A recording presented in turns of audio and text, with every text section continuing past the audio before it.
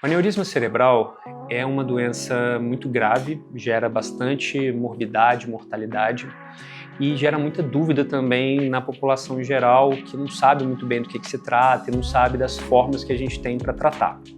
Então, estou trazendo aqui um esquema para ver se facilita um pouco esse entendimento. Primeiro de tudo, o aneurisma, o que seria o aneurisma cerebral? Nós temos vasos que levam sangue para o nosso cérebro e os vasos que levam sangue são chamados de artérias. As artérias, elas, em alguns casos, geralmente relacionado com pressão alta, tabagismo ou algum fator genético, as pessoas podem acabar tendo uma certa fragilidade na parede dessa artéria e acabar causando uma malformação aneurismática, que é um ovinho que se forma na parede lateral das artérias. Tá? Então, isso que é o aneurisma. Então, o fluxo de sangue, ao invés dele estar seguindo o caminho natural dele, ele vem e entra aqui dentro desse aneurisma, que é a parede fragilizada. Tendo essa fragilidade e esse fluxo turbilhonado, isso aumenta muito o risco de fazer uma ruptura desse aneurisma. E tendo essa ruptura, a gente vai ter um sangramento cerebral, que é o que vai causar toda a gravidade do quadro. Então, quais são as formas que nós temos para tratar um aneurisma cerebral? Bem, existe a forma mais tradicional, clássica do tratamento do aneurisma, que é feito pela clipagem do aneurisma. A gente faz uma cirurgia aberta, com o crânio aberto, e a gente acessa esse aneurisma pelo lado de fora dele, tá? E a gente, depois de localizar esse aneurisma, a gente vai colocar um clipe metálico na parte de fora aqui do aneurisma, e esse clipe, ele vai envolver o colo do aneurisma, né, que é esse pescocinho aqui que a gente tem, e com esse clipe nessa posição, o sangue ele não vai conseguir mais entrar aqui dentro, ele vai voltar a ter o fluxo linear, vai haver uma camada de reepitelização aqui e esse aneurisma está tratado. Ele não vai ter mais esse risco de ruptura. Existe também uma outra forma de tratamento desse aneurisma.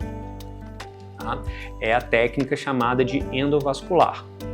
Ela é chamada endovascular porque ao invés da gente vir por fora para tratar esse aneurisma, a gente vem pela parte de dentro do vaso.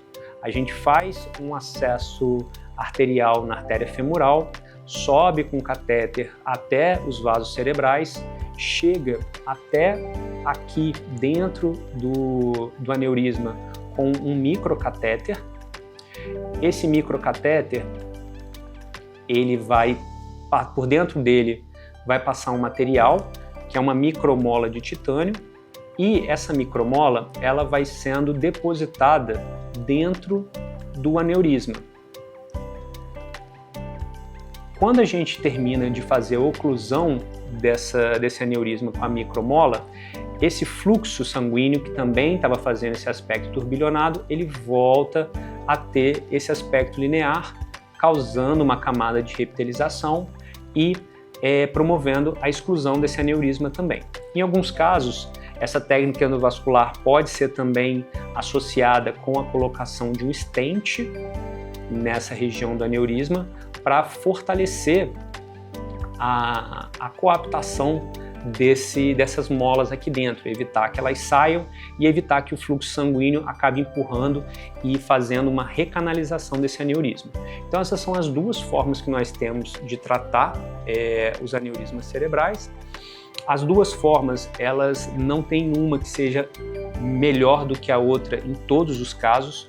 Na verdade, cada caso tem a sua indicação mais correta, tá? A gente geralmente deixa a embolização para alguns casos mais graves, que os pacientes não têm condição de fazer os aneurismas por via aberta, e a clipagem de aneurisma a gente deixa mais para os pacientes mais jovens, que têm aneurismas não rotos.